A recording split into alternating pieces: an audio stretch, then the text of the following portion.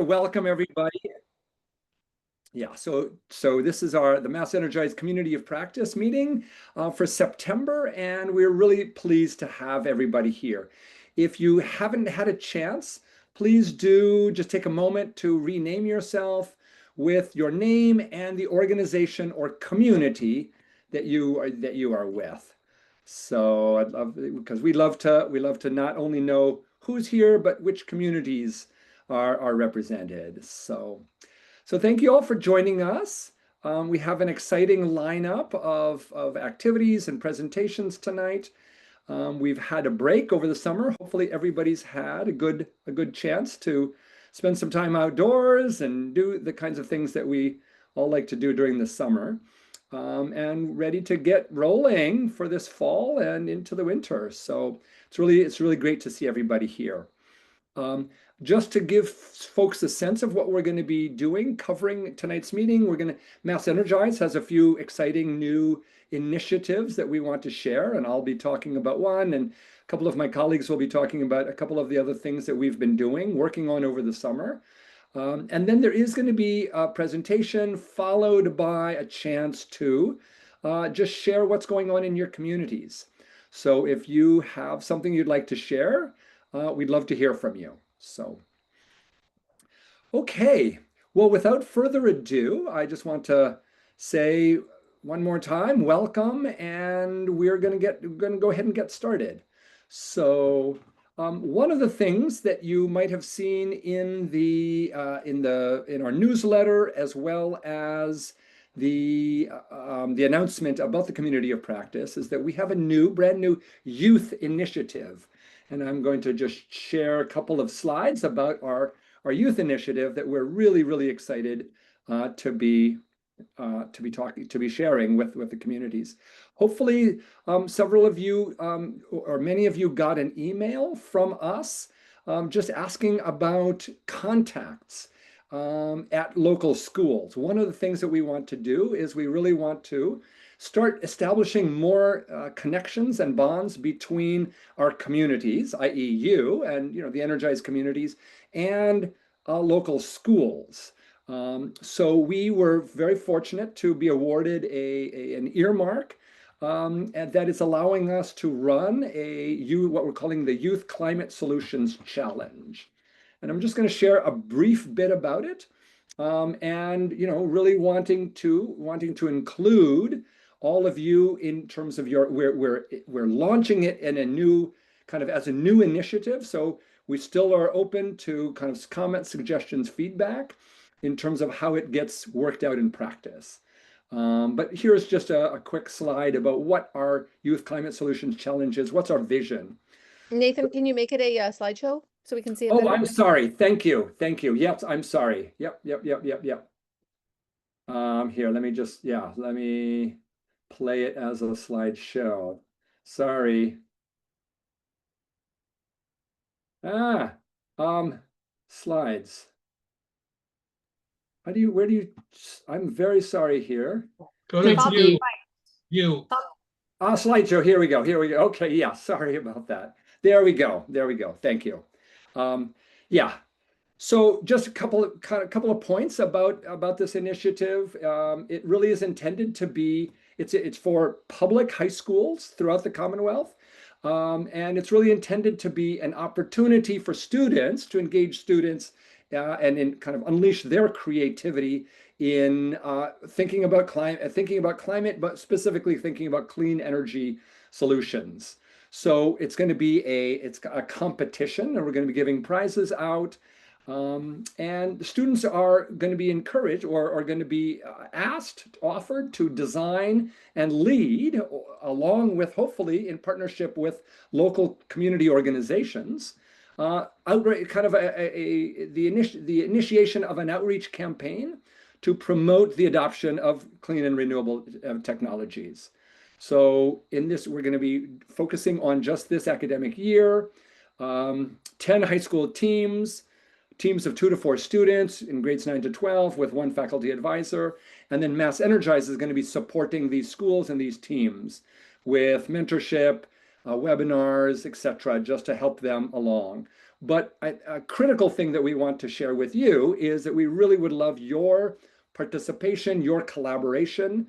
And we're actually going to require that students contact and engage one or more local climate organization, so that they're not just doing it on their own, but they're doing it in partnership with organizations that already exist and already have resources to support them with. So, and then here's just a little bit about the schedule. We're right now kind of recruiting, developing some of our materials. We're going to be having a kickoff webinar. We don't have this precise dates all in place yet, but we're going to have October is going to be about kind of recruitment and letting schools know. November, we're going to have the teams actually forming, and we're going to be supporting the teams over the course of the fall and into the winter. And then starting in January is when this is going to actually launch. And we're anticipating that student teams are going to be working throughout from January till May, and then May will be our kind of final awards ceremony. So we're really excited about this initiative and really hoping that you all can and will engage with your local high schools. So the final thing I'll say before I pass this on is that we are still looking for good contacts at the schools. So if you do know the Green Team Club advisor or somebody at your local high school who would be a good contact for us to kind of share this information with, we're still identifying who the best contacts are at the school. So would love your help and suggestions in doing that. So, okay.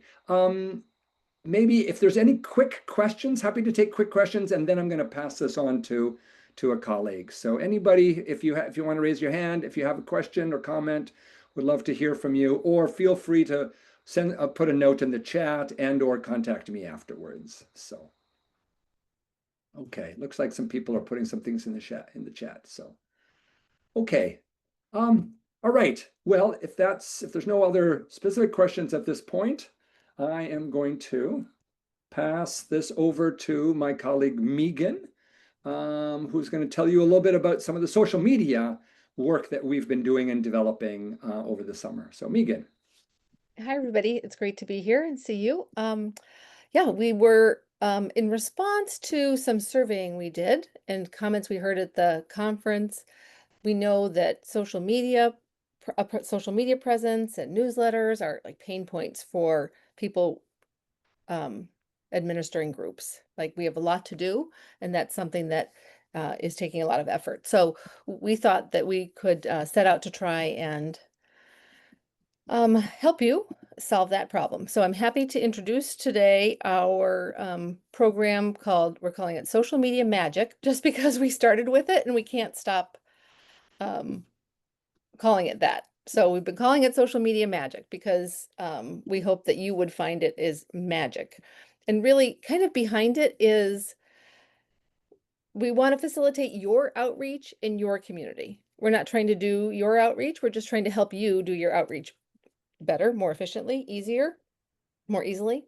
So the problem statement and opportunity are that we find the communities have a limited capacity to create, post, and manage their social media presences.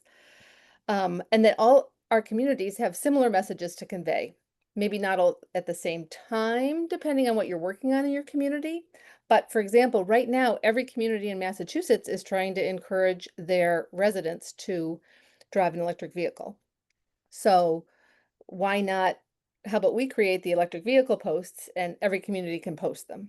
So, which we think is a big advantage. So we think we're in a unique position to leverage this kind of effort. Like we'll put in the effort and you can have the social media, and that we can do this and make all our the content available to all communities. So we're very excited about that. So yes, our plan is to give you ready to post best practice content delivered straight to your channels, and that you'll have the consistent professional presence with minimal effort on your part. So let me dive into how we're going to do it. Use two tools, start with Canva and then finish up with Plannable. So let me tell you about our Canva product. Many of you probably know Canva. In this situation, We are offering communities the premium Canva product, which is free to nonprofits if you have a 501c3. When we share it with you, what we're doing is we're building content in Canva folders that you can take and easily adapt, excuse me, to your community and then post. And as you know, you post directly from Canva into social media. So we thought we could just really work on content that when you wanted to have a post on water conservation, you could turn here and take something that's gotten started and you could tweak it for your community. So we will invite you to a workspace that has a lot of folders. This is a little old, but one of our newest folders is the specialized code content, which I know communities, this is an example where communities are in all different places on the specialized code. But if you're looking for content to be able to post to your community, this is a great resource. When you click on one of those folders, this one's the summer climate actions, you would see options like this. You can keep it as it is, or you can customize it, right, and then just post it from here. So again, the benefits are we're giving you a template library. Again, you have the premium features like the stock media library, the online customer support. You'll be able to access a brand kit if you have certain colors, and we're going to integrate it with delivering the social media to your social media channels. So that's Canva. The way we deliver it to your social media channels is using this tool called Plannable. When you get the Access Plannable, you would see something like this, which is a calendar with the posts that we have delivered to your workspace for you to post. Now you can either keep the post and the suggested scheduling, or you can go in and you can change the post and change the scheduling. So, oh, I went the wrong way, sorry. So for example, this post was sent to Plannable for Sustainable Medfield, and this is what it looks like. Over here, you can see we've added a basically generic link or a single resource that is good for the whole state. So here's a great resource on pollinators. If you want to, like I did here, I just went in and quickly edited this post and put in these two things at the bottom, which were it directed people to the Sustainable Medfield website, the action that we have to support this kind of action. So did that, and then up here you can see this little F. It's not blue at the moment, which means it hasn't been scheduled, but here this indicates it has been scheduled and is going to be ready to post. So if you like the scheduling, you can keep it. If you don't like the scheduling, you can change it. And we're at the moment giving everybody at least 7 days notice to the posts. We drop the posts in your workspace 7 days later. No earlier than 7 days later would they actually go live. So again, social media posts that we create for you. Here's an example of what we might do. 2 heat pump posts a month, 2 EVs, 2 solar, and then 2 maybe something seasonal. You think we have a lot of content to deliver, but we think that if we're consistent with this kind of messaging throughout the course of the month, that these are good messages for communities to jump on. Yeah, and you'll be able to connect up to 3 social media channels. You'll get notified when we add to your channels in Plannable, and there's online support. And with Plannable, you'll be able to have unlimited seats for your community. So those are the benefits of our current social media magic product. And then I just want to give you a teeny teaser, and that we are also working on generating newsletter templates. And many of you may have received a Reha's email from last Friday that included an email from Ellen Tone that she had sent to her community in her newsletter about EVs. And I picked up the content from her newsletter and I used it in the Sustainable Medfield newsletter, which I thought was great. But it was still hard to copy the content from one source to the other. It didn't copy properly. And what we're planning to do is actually give you a template in MailChimp that is all formatted and ready for you to make any tweaks that you want and then distribute to your community and add whatever local content. So we're very excited about what we are up to, and I would be happy to hear your reactions to what we've got planned and answer any questions before we go on. Okay, it looks like Ellen Sachs-Leiker has a question. Hi, Ellen. Hi, how are you? Great. Internet's not so great, so I'm staying without video. So Megan, how would this work if we already have a newsletter format, all right? We don't use MailChimp. We have something else because we couldn't afford that one. So is there a way of copy and pasting or something? I mean, we use Canva, so we're used to that. And that's what we use to, I think, basically populate the newsletters that we send. But I can see the benefit of the things that you have there that we would want to use, but I don't see that we can switch over to a whole different format. So we're going to talk further about that later in our meeting. We are going to be moving to really dive into including MailChimp in our suite of products. So we'll probably have to work through everybody. And if you don't want to use MailChimp, there are going to be workarounds. They won't be as seamless as what we can offer you if you do MailChimp, but we're working on all that. And when do you think that goes? I mean, we just paid for ours, so we have another year's subscription on ours. We literally paid for it about 2 weeks ago. Yeah. Yep. So we'll have to work through that with you, but yeah, but we will. Okay. Debbie. Yeah. Hi, can you hear me okay? I can. Great. I put this in the chat. Can you be more specific when you use these words? We dropped the post in your workspace. Yes.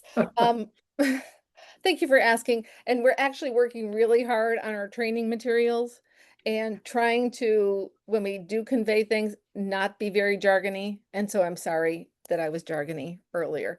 When I talk about dropping it into your workspace, what I mean is we're going to give you access to this tool called Plannable.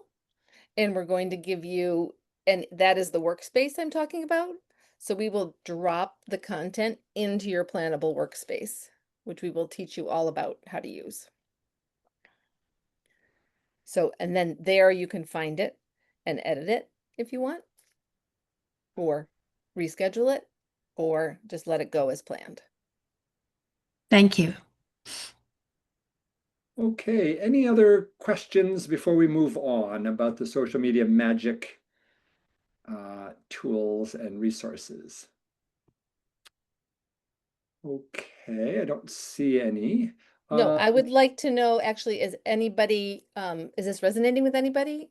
Does this sound like a good idea? Will be helpful, won't be helpful? Interested, not interested? Yeah. Thank you for the heart. I love that. I'll take hearts, thumbs up, whatever you have. Okay, or questions if you want to know more about it. So thank you.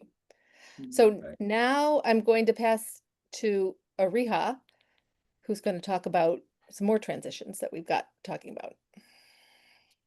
Before we move on, I just want to say that I will drop a link in the chat and we are ready to roll out social media magic. And you can fill out the small survey. This will help us know where you are with your Canvas skills, how much you know about Plannable, and then it will help us schedule some trainings with you and get you on board with our new product. So feel free to fill out that survey. It should take a minute or two, and we can help you further with that. Okay, thank you. So let's move on. Very happy to be here as we resume our COP meeting, and I hope you all had a fun-filled summer. We'll start sharing my screen. For those who don't know me, my name is Ariha Jain, and I'm the Community and Program Support Specialist at MassEnergize.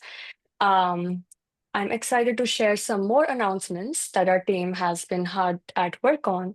And we are moving from our custom-made website platform to use some available commercial tools called WordPress and MailChimp to replace what we are using right now that we are providing to the communities. So our engineers in Ghana, together with the MassEnergize team here, we are working on making the product better and finding new ways to support our communities. And just wanted to share the updates, what we have been working on, why the change, what's in it for you, and what's added in the enhanced support. So first, let's talk about why the change. Our decision to move to WordPress multi-site was driven by the direct feedback we got from all our communities in the interviews we had last year and a detailed survey we took this past April. And that gave us a clear picture of the needs that we have heard over time. So some of the key learnings from the engagement. First, I want to talk about the profiles versus subscriptions. Like right now, we have a user profile. Like right now on your sites, whenever a user has to interact with the actions, marking them done, to dos, or anything, they have to create profiles. And we have learned that users don't frequently create profiles. They don't like that, managing IDs and passwords. And users prefer subscribing over creating profiles. So they can subscribe to updates, and we are transitioning to a subscriber model. That's what we are calling it, to keep people more informed efficiently. We also learned about the admin workload. We learned that our community admins, they are very busy and need support to reduce their workload and improve the outcomes. So we are working on that as we rolled out our social media magic product, and more is coming. Then we also learned about customization and growth. Some of the sites, they require easier uh, customization with new pages, features to showcase programs and impact. And then the last that we learned is the support for our communication. The admins want help with social media and newsletters to boost engagement, and we rolled out social media magic to help you all with that. So this is why we are changing to WordPress. And some key advantages of WordPress. If you have experience, great. If you don't have, we will be having a lot of trainings on WordPress when we will be migrating. But some features here is WordPress actually helps reaching out to more people with its SEO. Um, it would send out event updates and important notices to a larger audience with just simple messages. That is the subscriber model that I talked about. In WordPress, you get easier site customization. You can create unlimited number of pages, update your events with a very user-friendly editor. You get a rich plugin ecosystem. It's just a lot of useful features. You get like forms, events, medias, SEOs. You get those ready-made. And there are flexible designs. There are a lot of available themes, plugins, and pages that would tailor your sites to your program needs. And also, I want to mention about the drag and drop editor. It's a simple drag and drop just to help you create and arrange pages. Um, Next, let's talk about the MailChimp integration. So with the new site, it would integrate with MailChimp to manage your contacts and campaigns automatically. And we will talk about if you're not using MailChimp, or if you have not used MailChimp so far, or if you have anything else like Action Network or Flipcause, or any other a contact manager that you are using. We can talk more on that, how to integrate it better to the new website. So what you get with the Mailchimp integration, you get newsletters, you get event reminders. It is easy to send out nudges. You can put it like weekly, bi-weekly, monthly, however you want to notify your network. These will be automated emails, and there are a lot more features. I don't want to go into a lot of technical jargons today. There will be trainings on all of this, but MailChimp really helps you segment your audience, and it also has some ready-made templates, which will help you for your newsletter launches and sending out communications. And our team at MassEnergize, we are also working on some templates and giving you some content to post out on your monthly newsletter. If you have it, great. If you don't have, we can help you get started on that. So also want to talk about the usage and adoption here. About half of our communities that we have learned are already using MailChimp, and some don't, as it is not free. But if you prefer a different contact manager, you can add it yourself, but we can only support one in the website. The important shift in tracking is also that we are not counting actions anymore as you have right now set up, like having to-dos and done in the platform you're using right now. The reason is that it is hard to track, and revisiting marks is inefficient. That we have learned as a user that if a user is marking EVs as to-do, even if they have bought a EV, it is hard to revisit and go again and mark it as done. So that was inefficient. We learned that, and instead we want to focus on understanding the user interests and are communicating based on those interests via MailChimp. Very briefly, want to go over what you will be able to do with WordPress. So you will be able to customize all your pages. As I said, you can add unlimited pages. You can match your look and voice if you want to play with colors, fonts, layouts. You can do that. Right now with our platform, it is hard to move things around. You just get like a solid layout and you have to put things on that. But with WordPress, it gets very flexible. I want to mention here about the term SEO, which I have already mentioned. But SEO is search engine optimization, and it is just the user experience which helps. If anyone is searching for Energize VLAN, for example, it is easy for them to find in the search engine. It helps with the tracking, finding, understanding, and ranking it effectively. So you can search the Energize VLAN and it would pop up because WordPress is recognized by the SEOs. This is the last slide I have, just about the next steps. Roles and support model, MassEnergize will provide you with the setup templates. We will be helping you migrating end to end on WordPress. We will be providing you with a lot of trainings. There will be support, guidance, and we are planning on rolling out a pilot program in October. And I'm inviting any 3 communities we have present here to join in our pilot program. And you will manage the content within the system, working on the back end and sharing feedback with us to improve the platform. And what you will get is training to get you up and running. You will get hands-on support for a full month. We'll also do regular check-ins with you to track progress and gather feedback. And another thing which I don't have mentioned here in a point, but want to say that the old site, which is the current platform, will stay online through December this year. So we'll use December as the cutover window to migrate to the new WordPress multi-site. And during migration, your primary site will remain accessible on the old platform until December. So you can access it. And once the new site is ready, we will help you point the URL to the new site. So you still get to keep your old site until December. And questions?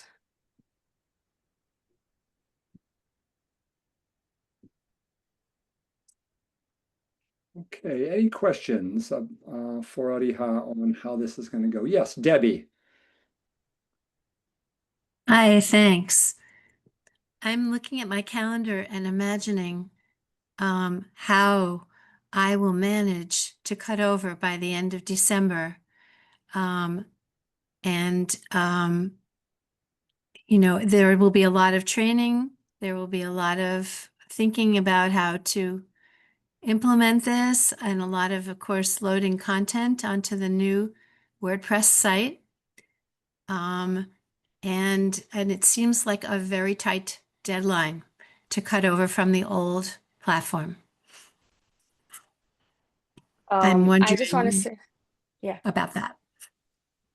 sure. That's a great question. Thank you. And this is not a hard deadline. If you're not able to work with us on migrating the website, we can still keep the old platform for some more time and we can help you. We can do all the migration with you. It's just like all the trainings that I'm talking about. If you want to do something more than that, if you want to add like more pages to your site, for example, if you have a Earth Day event, if you are doing something special for the Earth month, and if you would like to have like a new page on your website for that. So anything to do with that, or if you would like to explore more on the WordPress, the trainings are all for that. And also, I can talk to you later, like how we can support you better if December seems like a tight deadline for you. Thank you. Yeah. Great. Okay, yeah, thank you. Okay. I have yes, one go ahead. more. Yeah, Sorry. Megan. Yep. Go ahead, Megan. So, because all of this is so much to do and learn, we are going to try our hand with an in-person training session. Joe, would you want to talk about it? Or Sure. Yes. So as Megan said, we're rolling out these new products and, we're creating these tools to really help support you in your communities. So, and it's always a bit harder to go over these things in Zoom. So we would like to do an in-person training session. Currently, we're working towards Thursday, October 16th. Just a half-day session. We know people's time is precious. At the Christine McAuliffe Centre, which is at Framingham State University. So hopefully that should be a location where most of you should be able to get to. And we're looking to go over some of the things we've talked about today, where we do some more in-depth training on Canva and Plannable, talk a bit more about MailChimp and how that will work. Ellen Tone from Energize Radio, she has a great outreach planner about setting up your social media and sort of strategizing about how that works. So we can have a one-to-one session about that. We're also hoping to have somebody come in and talk to us specifically about marketing and designs for graphics for social media. And then, of course, at the end, there'll be time for networking. So what we're wanting to do is go through some tools, but also have some one-on-one time so you can put what we've trained you on in action with us around, so that if you've got any questions, we're there to help support you at this half-day training. Mhm. I do hope it's like a working session. People can bring bring your laptop and we can try. And I don't know about you, but I learned something, but then maybe it's a few weeks later till I'm actually trying it. And what we hope is that, people will be able to sit there, actually try to do something and get their questions answered. We're planning for it to be, we're trying to keep it as low cost as possible. So we're going to ask people to bring their lunch. We're probably going to provide coffee, and we're looking at like a registration fee of around $20. To help us cover the space and coffee costs. So looking forward to So, that. Megan and Joe, when and how do people sign up to participate? Great question. We're hoping to get something out later this week with the information of this and then the registration link on how to sign up. Terrific. So we know from the conference that people just love to be together, and always it came back, we need more time to chat with each other, and we thought, we'll get people together and see what happens. So we hope you'll join us and try it out. Okay, well, thank you. Thank you. So you can see that we've been busy over the summer developing all these kind of new programs. Sorry to be flooding you. I have one last just quick announcement or introduction just to make before we go on to hearing from Paul Dale, who's going to be sharing some of his wisdom with us. So we do have two brand new interns who have joined MassEnergize for the fall. And I'm just going to ask you to wave your hand. Ashwini Pudaseni and Daniela are two wonderful interns. They've just joined us in the last couple of weeks, and they're already hard at work supporting with all of these initiatives. So if you hear from Ashwini or Daniela, know that they are working to support you with the rollout of these various things that we've just shared with you. So.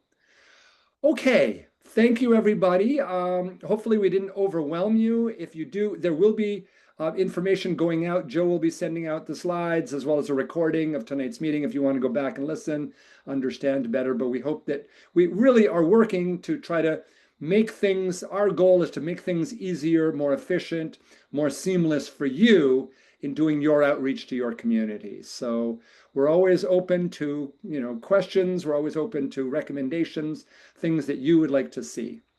Okay, so moving on, I'm going to have Paul introduce himself, but a big topic that we all I hope everybody knows about is that there is a new heat pump electricity rate. We're all excited to see that. I know that there was a lot of A lot of advocacy that went into getting that passed by the Massachusetts legislature. And Paul, I invite you to tell us more about that and how our communities can take advantage of that. Oh, thank you, Nathan. I have a capable assistant. Joe is going to manage my slides for me. So just by way of introduction, I wear a number of different hats. I'm the energy chair for the Massachusetts chapter of the Sierra Club. But I also am a member of the Wayland Energy and Climate Committee. And I like to think of myself as being part of MassEnergize Wayland here. So anyway, I'm here tonight and I'm very happy to be here because I have some good news. And Lord knows we need good news these days. Not only good news, but news that I think will have or could have a significant impact. And that is that the financial appeal of heat pumps just took a giant step forward. So on this slide, I'm going to sort of lay out the basic facts about the program, and then in subsequent slides, we're going to dive in and look at some of the numbers and the details a little bit, and I'd be more than happy to answer questions at the end. So the discount rate offers, and I put it in caps, a huge savings for customers with a heat pump. Now, it applies to the entire winter electricity bill, not just the usage of electricity for heat pumps. It's a 6-month program. It'll run from November through April. And during that time, you'll get much less expensive electricity if you have a heat pump. Now, it applies to both whole home heating with heat pumps as well as partial heat pump customers. So you really only need to have one heat pump covering some of your bill, but you'll get the discount on the entire bill. The way it works is it reduces the distribution and the transmission charges. So the supply charge is unchanged. So if you're on Eversource basic service, or if you're in a town with municipal aggregation, as Wayland is one, none of that changes. The discount is taken off distribution and transmission charges. As I said, it'll be in effect from November 1st to April 30th. And there's a commitment that they will have a discount rate available every winter. Now, we don't know what the rates will be for the following winters. There are rumors that it will get even better next winter, but I don't want anybody to sort of count on that. You'll see in a moment that the rate, even as it is right now, is very good. So there's another important point here, which is that customers without a heat pump will see no change to their electric rate. One of the political realities in the state is that people who don't have solar or don't have heat pumps will sometimes look at those who do and say, I'm helping to pay for my neighbor's heat pumps. That is not the case. There will be no change to the people who don't have heat pumps on terms of their electric rates over the winter. Now, there is one unfortunate thing here. I saw we have at least one person from Wellesley attending.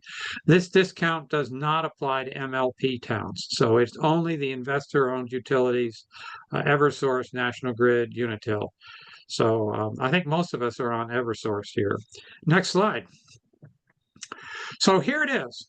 You can see on the left-hand column there what the current non-heat pump rate is, and on the right, what the heat pump rate is. It's only listed for November to December because there might be a small adjustment on January 1 when Eversource makes its semi-annual adjustment to their base level distribution and transmission rates. But you can see here, it goes from, basically 6 cents for the distribution rate down to basically 2 pennies. It's a 69% discount. Same on transmission rate. So when you apply that discounts against an entire electric bill, which includes the supply charges and various renewable energy fees and so forth, it ranges from about 21% to 23% decrease in your electric bill. The exact amount depends really on how much you're paying for supply. People with for whom the supply is a more impactful or a more significant part of their bill would see a slightly less impact from the discount rate than those who have very inexpensive supply charges. So next slide.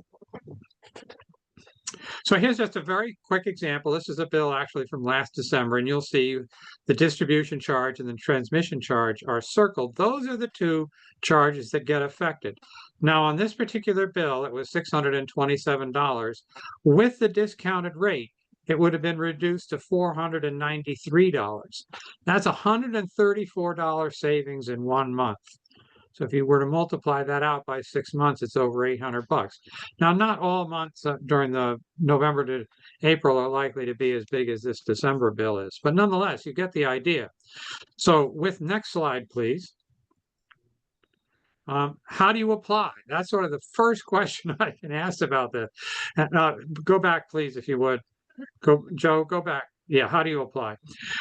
So there is an intention on the part of the state that customers who installed their heat pumps through MassSave may be automatically enrolled in the new rates, but they're giving you a word of caution that says you really should call your electricity supplier and confirm that.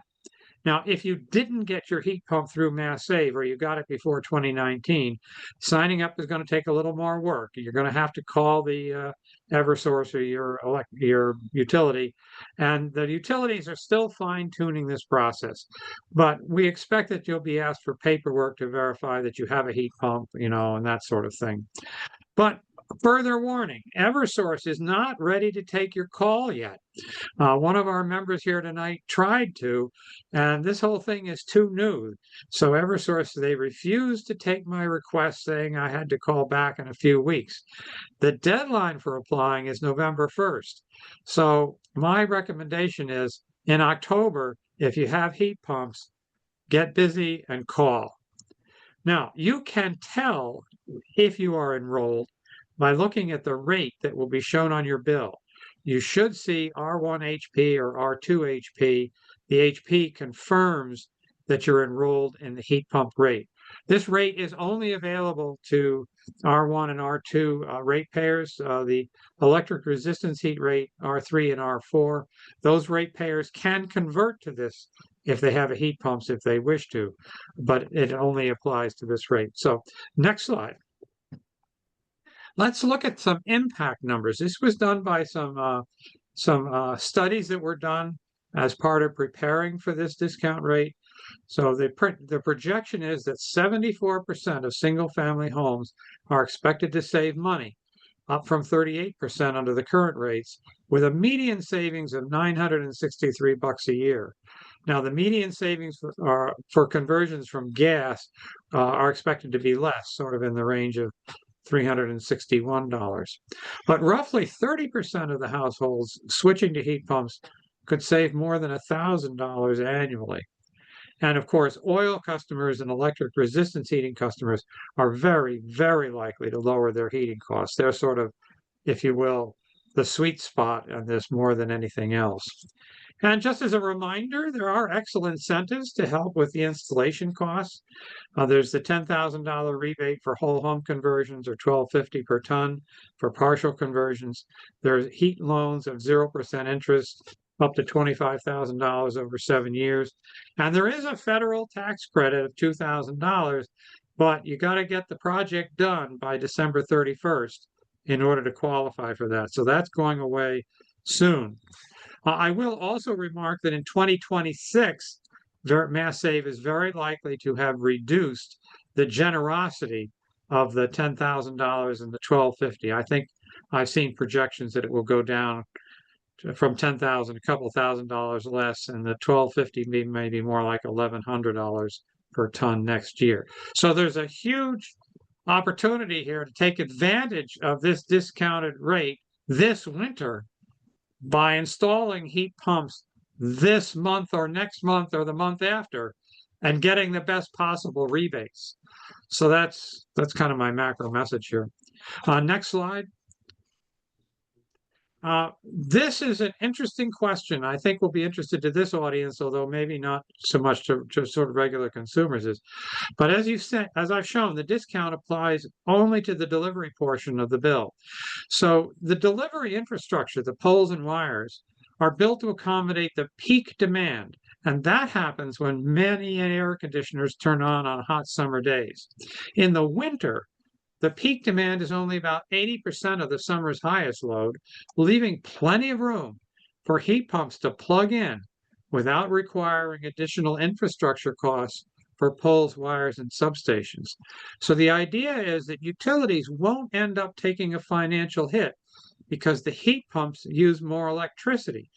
So even with the lower rate, the utility revenue is steady or approximately steady. That's the general argument here. And stated in another way, the intent is that the heat pump rate results in the average customer with a heat pump paying the same amount of the same absolute dollar amount for distribution service as the average customer without a heat pump. That is, distribution and transmission dollar amounts should be the same, whether or not you have a heat pump. So that's a fairness argument. It's a very strong fairness argument, and the utilities have accepted it. So that concludes the formal presentation that I have. If you have questions or anything, fire away. Yeah, good. Well, it looks like Doug. Doug's has had a question for a while. So yeah, go for it, Doug. So we're very happy that we're getting our heat pump installed next month in early October. But I'm a little bit nervous about this November 1st deadline, and that Eversource is still kind of non-responsive. I guess it's a two-part question. As long as we have it installed by November 1st, is it expected that we would qualify? And if for some reason it took Eversource into November or December to figure out that we have one, does that mean we don't get the discount for the entire winter, or just that it would kick in a little bit later? Doug, those are questions which I wish I could answer, but unfortunately, I can't.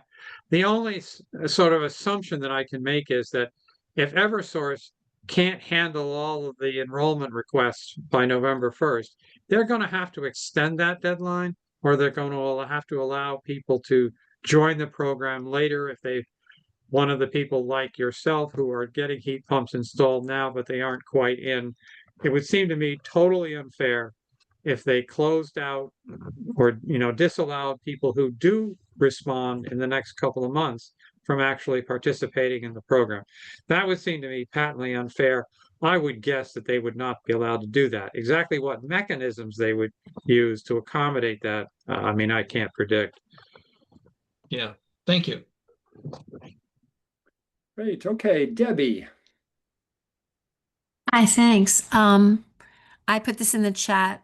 I'm wondering, for customers who have solar, which is covering their electric bill, will they burn through their earned credit for the summer at a slower rate, given that their bills will be smaller with this lower heat pump rate? Let me think about that for a moment. That's a good question.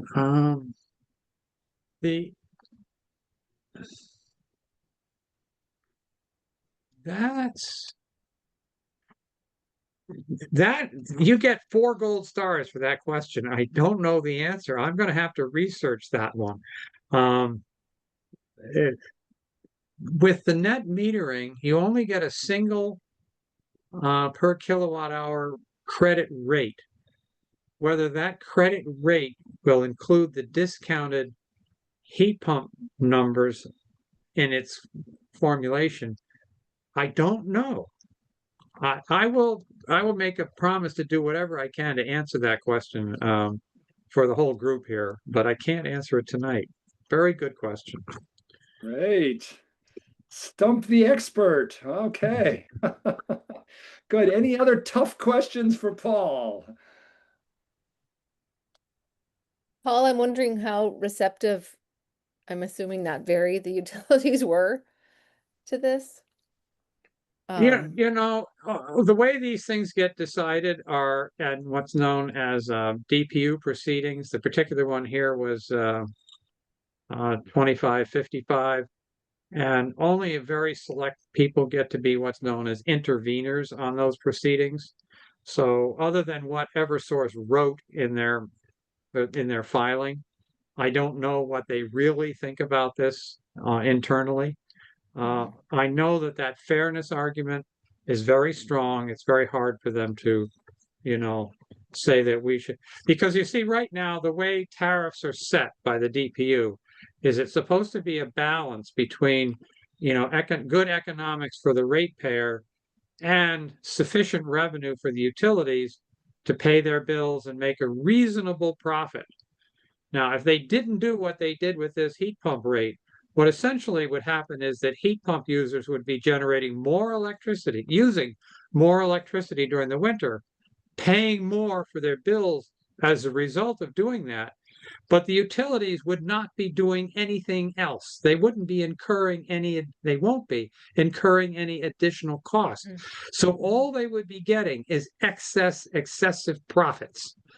So you can understand perhaps how difficult it would be for them in front of the DPU to defend them making excessive profits off of heat pump customers.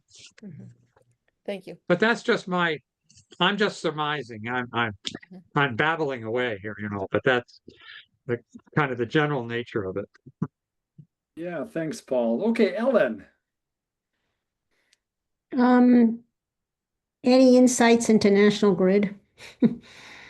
Oh, it's almost the same with National Grid. I can send you the numbers. I think I have them. But there is one difference. In National Grid, only the distribution charges are being discounted, not the transmission charge.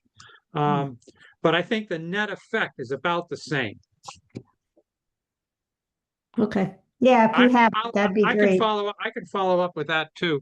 In fact, I might be able to. Do we have other things on the agenda, Nathan, before we end? Well, just a kind of a community conversation, discussion, sharing. So, well, I'll try to look it up while you're community sharing, and if not, I'll have to follow up with you separately. Let me just say, it also covers geothermal. It's not just, it's any heat pump, right? Oh, yes. Thank you. Okay. Yeah, not just air source. Not just air source. And does it also apply to other, like heat pump water heaters, heat pump Yeah, somebody asked me about heat pump hot water heaters. I have not seen that discussed either yay or nay anywhere.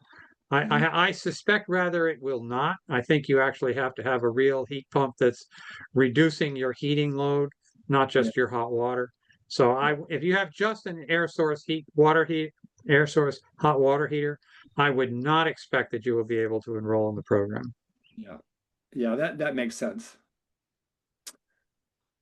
Okay, any last questions for Paul? And I think Paul said he's gonna still be with us doing some research so we can. Yeah, I'll try to look something up about National Grid and see if I can respond. So if there's nothing else, I'm gonna turn my video off and go look at stuff. Okay, well, thank you very much, Paul. Really, this is a really exciting program, and hopefully as many people as possible. This program is very worthwhile talking about. I mean, it can make I think it can make a huge difference. And because once, early adopters have already taken over heat pumps with EVs and things like that. And what we really need to do now is to scale up to those people who have not. They're not in the early adopter category, and being able to show significant financial savings when moving to a heat pump, along with incentives to help cover the cost of it. I think that can be a quote game changer here, but we'd have to find out. But it's certainly a huge progress in the right direction. Okay, well, thank you. Okay, I'm going on mute. Yeah, great. Okay, well, this is the portion of the meeting where we invite community members just to talk about what's going on in your community, share anything, highlights from the summer, questions that you encountered that you don't necessarily know the answer to, but want to pose it to the group.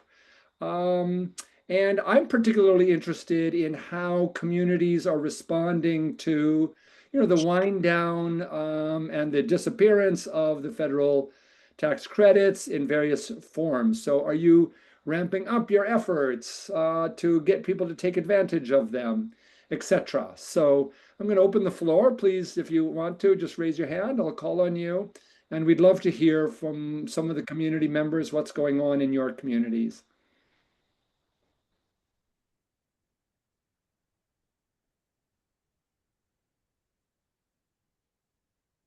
Okay, yes, Ellen, thank you. Oh, hi again. Yeah, people are trying to do solar and they'll never get it in by December 31st, given National Grid's inability to hook them up. So that's become an issue and we're trying to work around it, but everybody's waiting to the last minute and that's not a great thing. So that I'm seeing as a big issue. And then the second thing I'll say is we're actually taking part in Sunday. That's the third act issue, the nationwide, and we're doing a 2 hour EVs, e-bikes, and solar panel that you can actually do off the grid on this Sunday, the 21st, from 1 to 3 in Harvard. Ellen, can you tell us a little bit more about the intent of Sunday? Is it what you know of it? Sure. For So those this who is aren't- Bill McKibben, right? This is Bill McKibben. It's actually through Third Act. He was trying to do a nationwide thing about how you can just power everything with the sun, basically.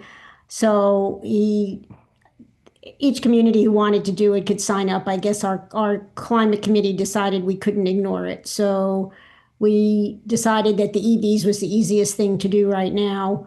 To get people there, we have about 10 different models that people can see. Again, if people buy by September 30th, which doesn't give them much time, they can still get the credits for that, as long as they put their money down and they purchase it. They don't have to have delivery. And then we're doing some solar installations. We're showing how you can actually put solar on your property to a battery with an inverter. You don't have to deal with National Grid if you want to do a small project with movable solar panels and the like. We're just going to advertise and show how that works for people who want to go that route. Because again, with solar and National Grid here and the whole issue of capacity, being able to hook it up in time, whether the transformer is going to be able to handle it, blah, blah, blah. I mean, it's crazy. We know people, like I said, are trying to get this done, but I don't know that it's going to be possible because everybody's waited too long. Okay, thank you. Are there other communities that have Sunday celebrations this weekend?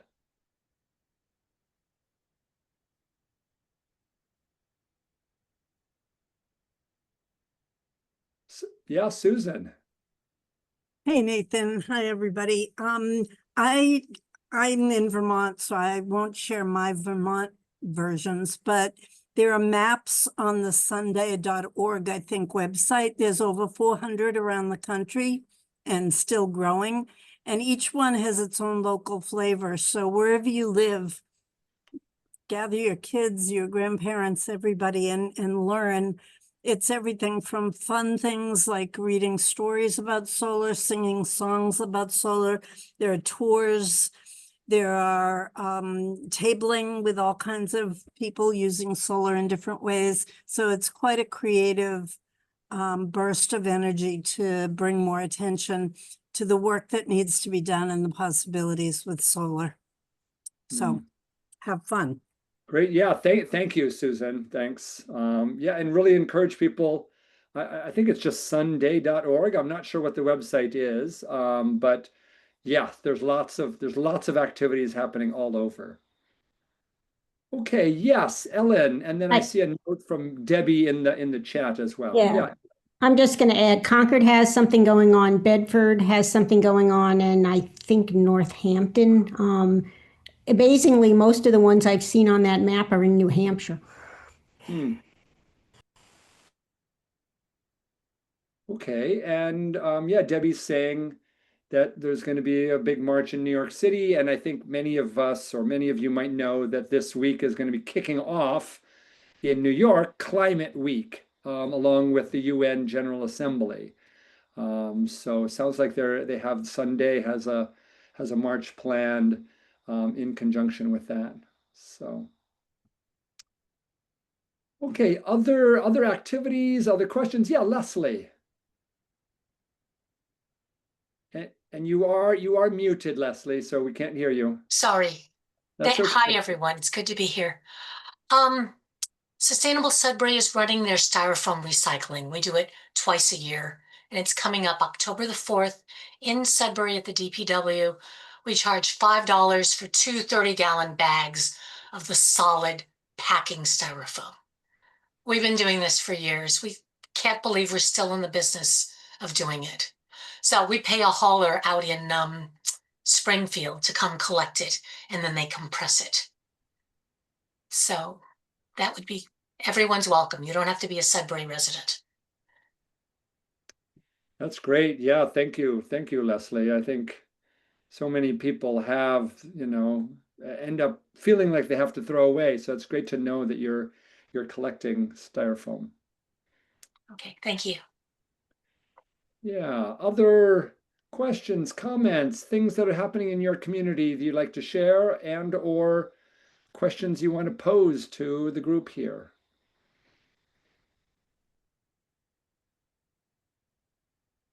Well, I will go off mute to say that I believe for National Grid, the standard distribution rate is 6.74 cents per kilowatt hour, and the discounted rate will be 2.46 cents per kilowatt hour. And I believe that that's a 4 cent or something or other. I was trying to do the math here in a minute. 6.74 minus 2.46 equal. That's a savings of 4.28 cents per kilowatt hour. What is that on a percentage basis? Because give me a second here. Divided by 6.74. That's a 64% discount. Okay. That's substantial.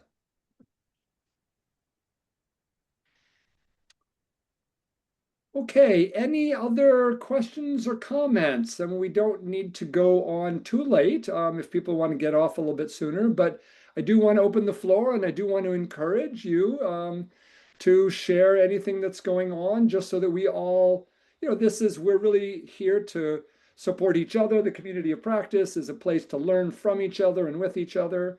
So if you haven't shared and you've got something you want to say or ask, this would be a great time.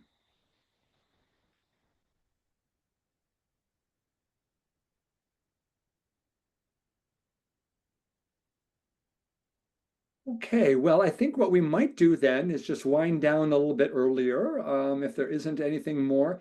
Is there anything more we want to say from MassEnergize? Megan or Ariha, is there anything else you want to add now that we have a few extra minutes? Anybody have ideas for future topics? Yeah, that's always a nice. We do have a topic in mind for our October community of practice, but we do offer and like to get suggestions from you. What kinds of things would you like to be learning about, hearing about, talking about? Feel free just to, shout out if there's a topic that you'd love to see a community of practice focusing on, and we'll do our best to kind of incorporate that as we plan our schedule of activities and community of practice topics.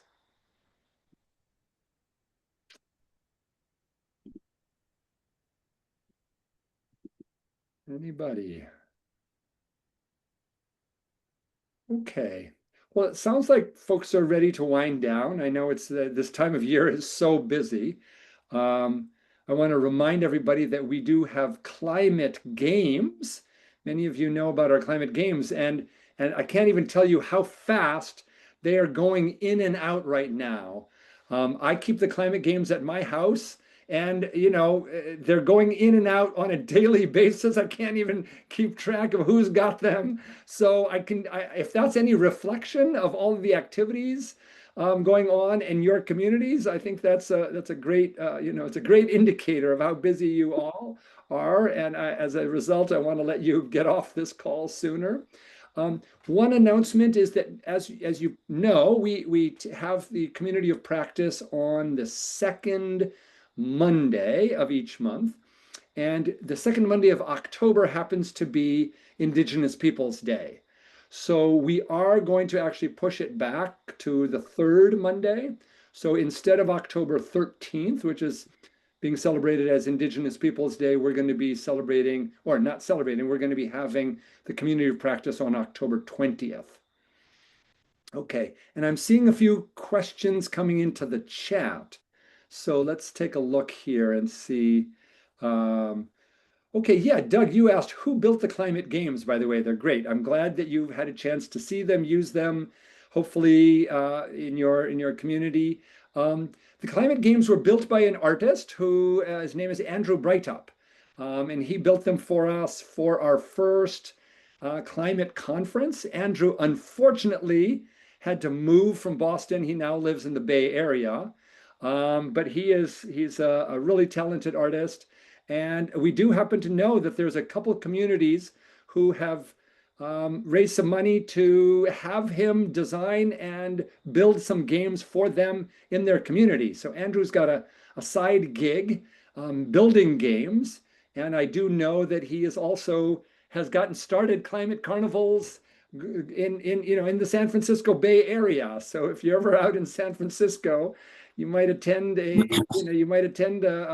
community fair and see Andrew's games there. But we are very lucky and honored to have his games made available to all of you. So, okay, other questions or comments before we wrap up?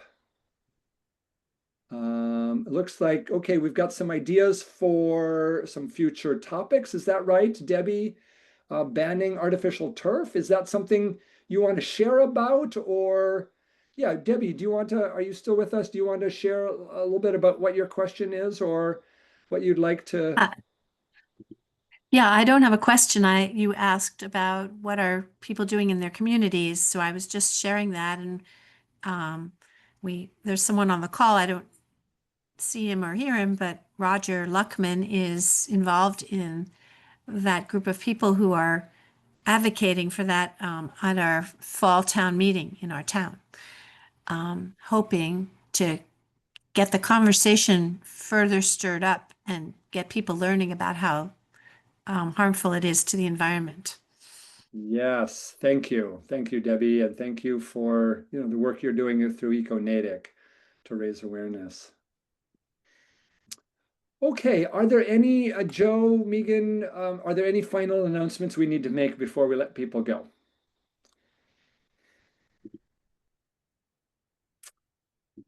Okay. Well, thank you, everybody. We're going to wrap up a little 15 minutes early, give you 15 minutes back to your Monday evening. Thank you for all the work you're doing. Thank you for your participation. We love to have as many people here to kind of help support the community. So really appreciate your work. And please let us know, as always, how we can better support you in your communities. So thank you, everybody.